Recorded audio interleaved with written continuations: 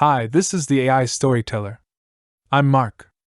In this episode, I will interpret a classic American literary work for you, Sister Carrie. In the late 19th and early 20th centuries, American literature welcomed a wild man. He was a journalist of humble origins, hailing from a poor German immigrant family, without formal education. At the age of 18, he left his hometown to seek his fortune in Chicago, even contemplating suicide due to extreme poverty. His debut work was a novel that told the story of lower-class women rising to prominence. When this novel was first published, it faced unfair treatment in the United States. The publisher did little to promote it, and only 456 copies were sold. This setback greatly affected him, nearly driving him to the brink of self-destruction, much like the male protagonist in the book. An unexpected turn of events occurred the following year when the novel was published in the United Kingdom, receiving rave reviews from readers and critics alike. The Daily Mail praised it as a truly fearless novel from America. Thus, this once dismissed book had a second chance at publication in the United States, and it was printed more and more with each subsequent edition. Over time, the wild man produced several well-known works and received a Nobel Prize in Literature nomination in 1930. This genius with nothing but genius, as he was acclaimed, authored the flawed yet consistently gripping Sister Carrie. The story begins with Carrie boarding a train bound for Chicago. This 18-year-old girl from the countryside is headed to join her sister in the big city, carrying only a small trunk and a box of snacks. This young, beautiful, and dreamy country girl has no idea what awaits her. According to the author Dreiser's blunt assertion, when an 18-year-old girl arrives in a big city, she has only two paths ahead: either she encounters a good person and follows the right path, or she immediately succumbs to the city's moral standards and falls into decadence. Whether this theorem applies to Carrie remains uncertain, but her looks quickly capture the attention of a good man. The man Carrie encounters on the train is named Dreiser, a salesman, although people often refer to men like him as dandies. These individuals have some spare change in their pockets, dress impeccably every day, behave boldly and courteously, and move in high society circles, often engaging in romantic liaisons. However, the sensitive Carrie quickly discerns that Dreiser is empty-headed and incredibly boring. Nevertheless, his refined attire tugs at Carrie's heartstrings. According to Dreiser, clothing and appearance have a mysterious significance in a woman's psychology, serving as an invisible boundary that distinguishes one person from another. In this way, the door to Chicago's dazzling world is opened for Carrie by a flashy salesman. Let's take a moment to get acquainted with Chicago at this point in time. Just 50 years before Carrie set foot on this land, Chicago was a town with a population of fewer than 5,000 people. However, by the early 20th century, it had become the only city in the world with a population exceeding 1 million. Its manufacturing and retail sectors not only served as the economic lifelines of the American Midwest, but also had a significant impact on the national GDP. However, Carrie's sister and her family were just one of the countless newcomers struggling for survival in the urban jungle, mere dust particles amidst the steel and concrete. Sensing the unimpressive atmosphere surrounding her sister's family, the sensitive Carrie immediately noticed their lack of interest in fashion and the entertainment life that some people considered the essence and purpose of existence. Faced with the stark and crude reality, the next day, Carrie wisely set out to find a job. Carrie's initial impression of Chicago was that here, men were responsible for earning money, while women on the streets only needed to dress up beautifully. The towering skyscrapers and grand offices both attracted and intimidated Carrie.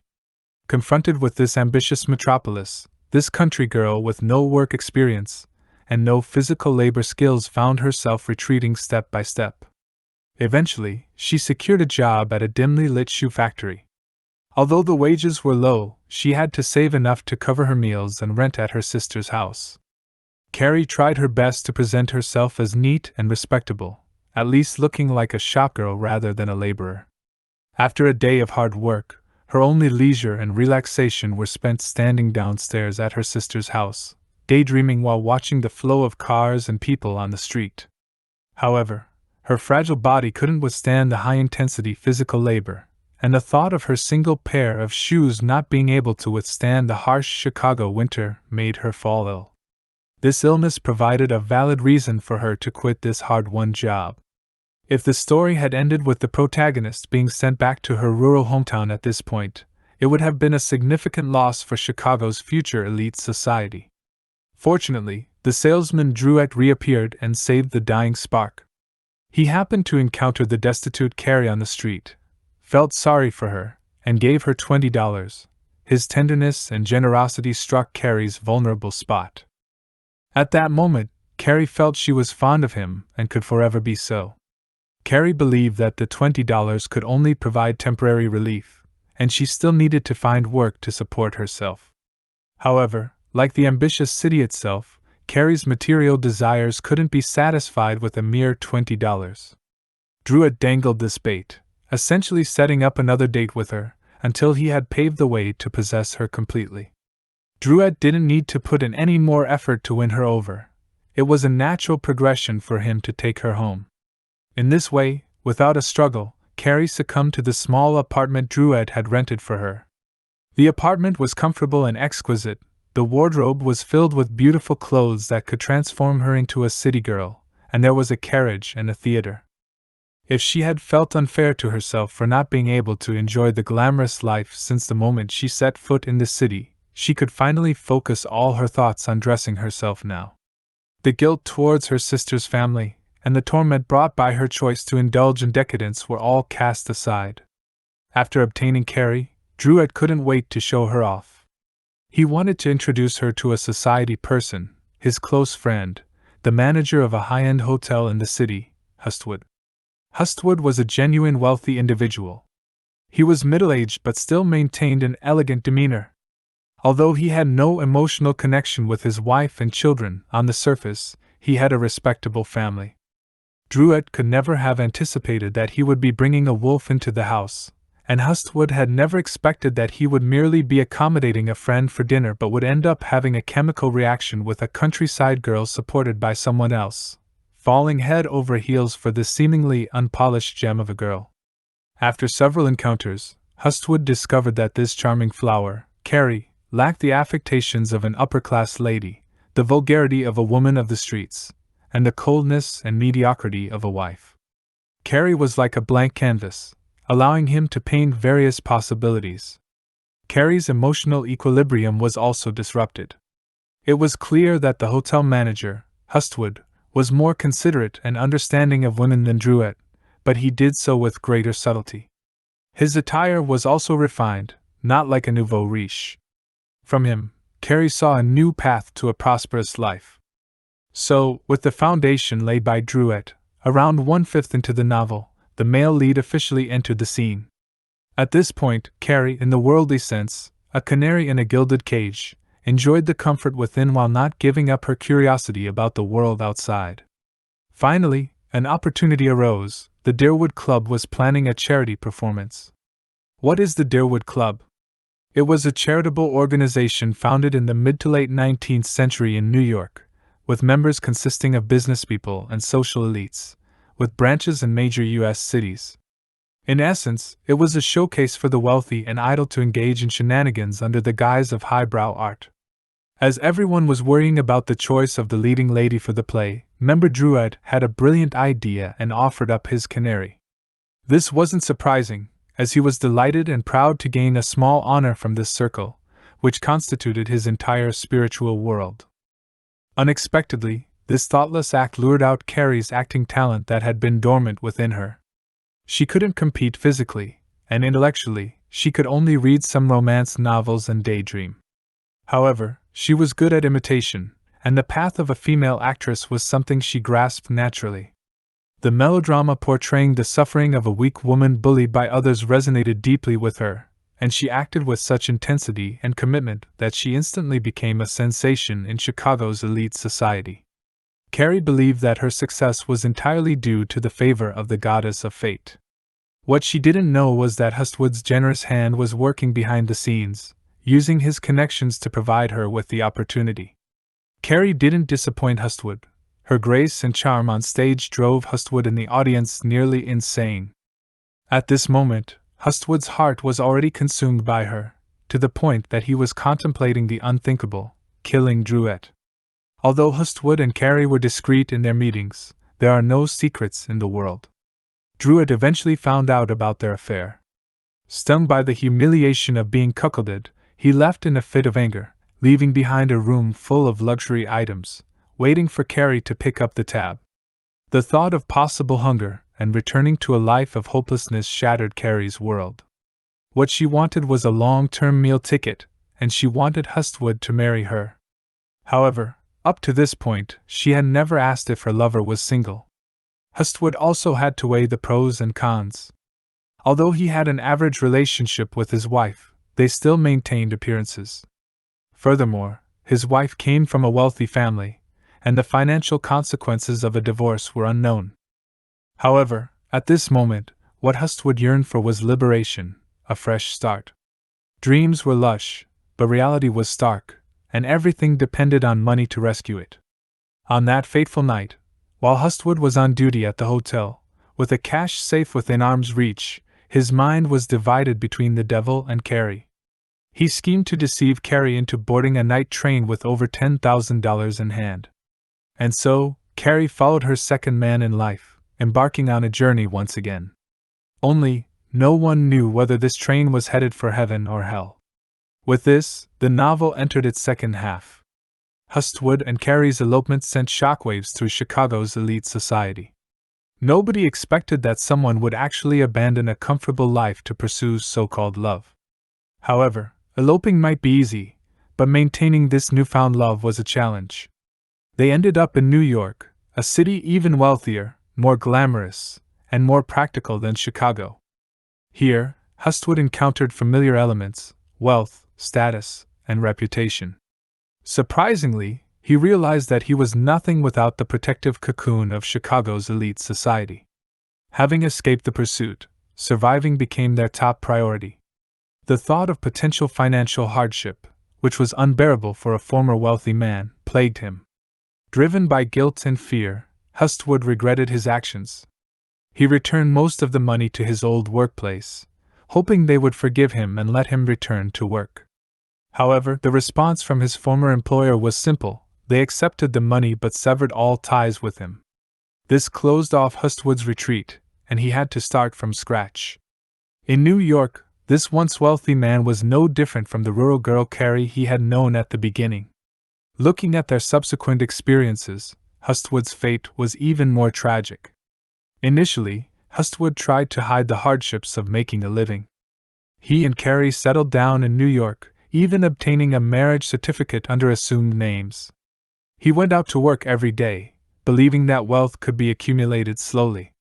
Meanwhile, Carrie noticed that, although Hustwood dressed neatly and cleanly as before, his clothes were still the same ones they had brought from Chicago. For someone like Carrie, who placed materialism and appearances above all else, changes in outward appearance spoke volumes. She also observed that this man in front of her was no longer the Hustwood she once knew. They seldom talked about entertainment and food. Instead, Hustwood seemed to be constantly preoccupied with his business. However, Hustwood did not buy new clothes for himself, which seemed to indicate his unwavering commitment to Carrie. Carrie's feelings, however, were not as pure. She had chosen Hustwood not out of love but because she yearned for a more affluent life. She was not ready to share hardships with Hustwood. Fortunately, she did not have the capital to leave him for now, and they lived together peacefully for a few years. Gradually, Hustwood's partnership in a small New York hotel business began to thrive, and their life improved. Carrie got to know the Vance family, their elegant and wealthy neighbors. Mrs. Vance was charmed by Carrie's appearance and treated her as a peer.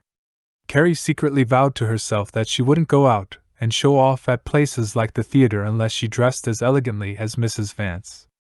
At a social gathering, she met Mrs. Vance's cousin, Mr. Ames, a cultured and refined young man.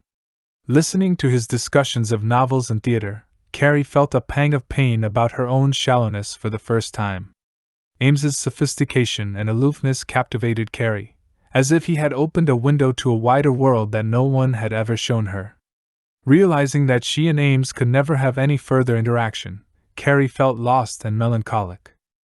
In the winter of that year, New York saw an unemployment rate of 80,000 people. The news in the newspapers pierced Hustwood's heart like a dagger.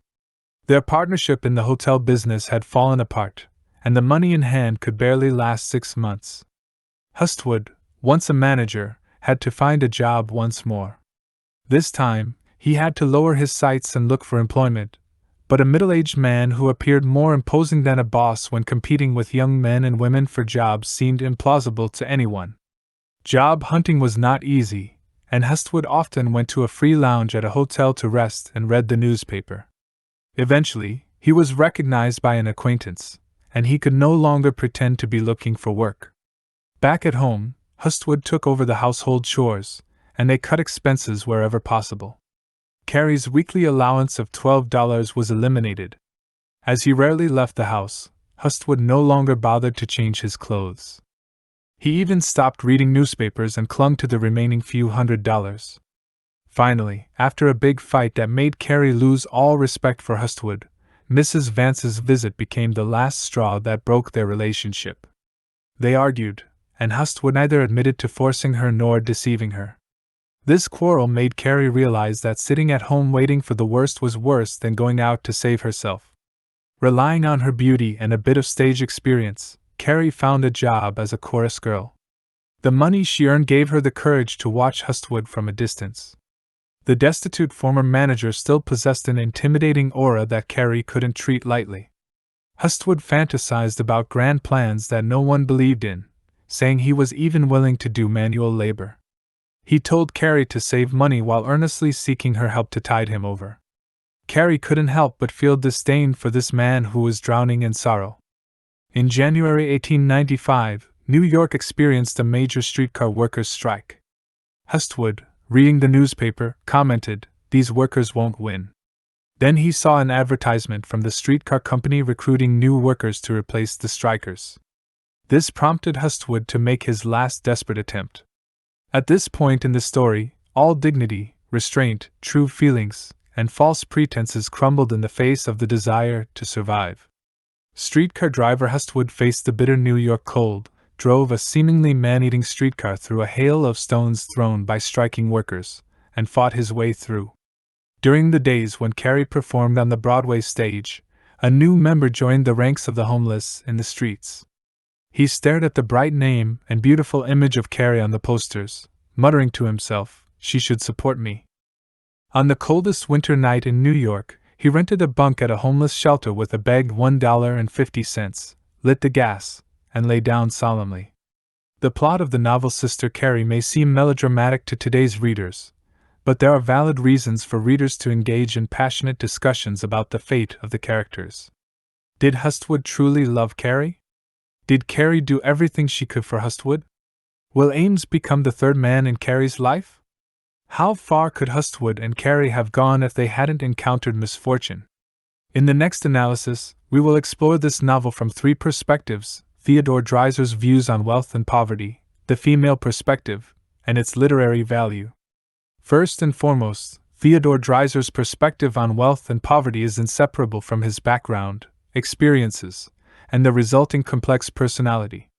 Dreiser grew up in the slums and had a deep experience of poverty. He harbored a mixture of hatred and longing for wealth, as well as a combination of disdain and compassion for poverty. This complex psychology is honestly portrayed in the novel, reflected in Carrie's extreme emphasis on wealth and the dramatic reversal of Carrie and Hustwood's fates.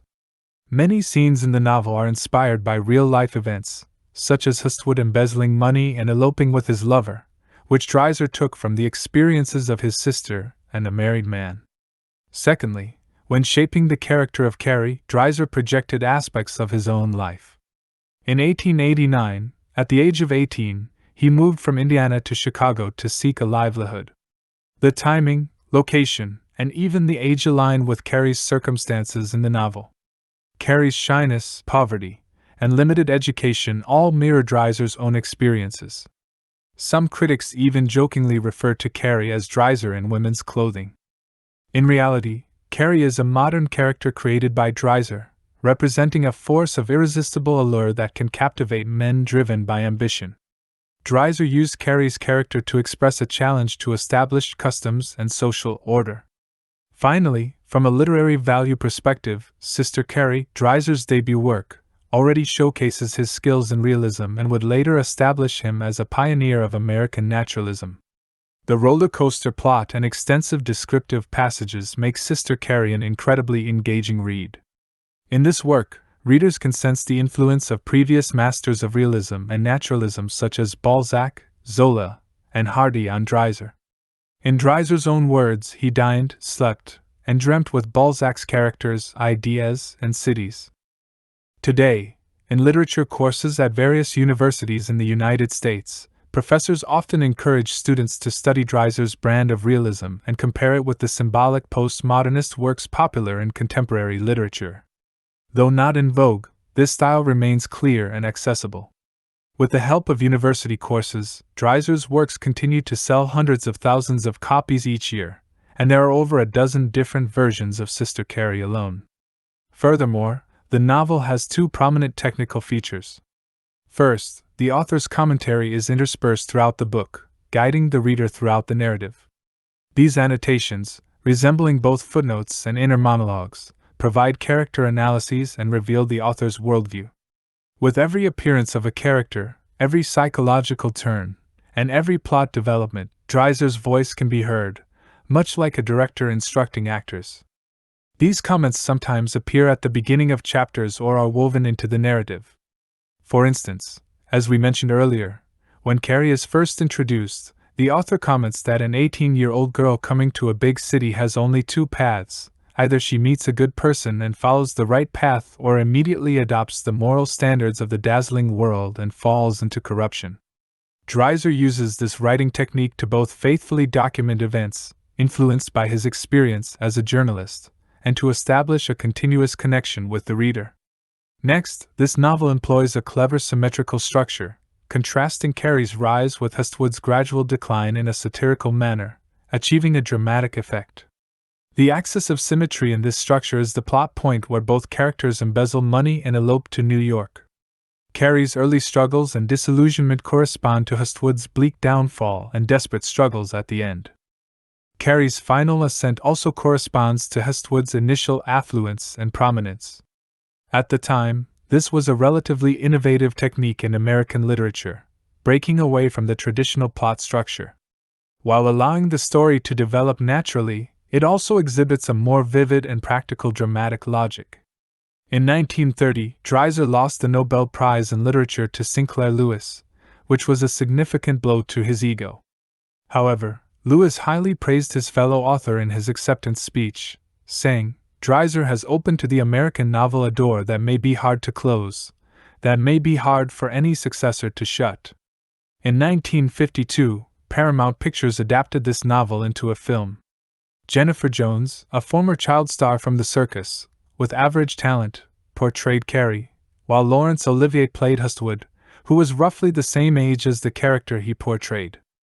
It is said that the reason Olivier accepted the role was merely to accompany his second wife, Vivian Leigh, who happened to be shooting a streetcar named Dreiser in the same city at the time. While either of the actors considered this film a career-defining work, inside and outside the movie, inside and outside the book, who dares to say that at some point in life, everyone doesn't have a Carrie or a Hestwood in their heart?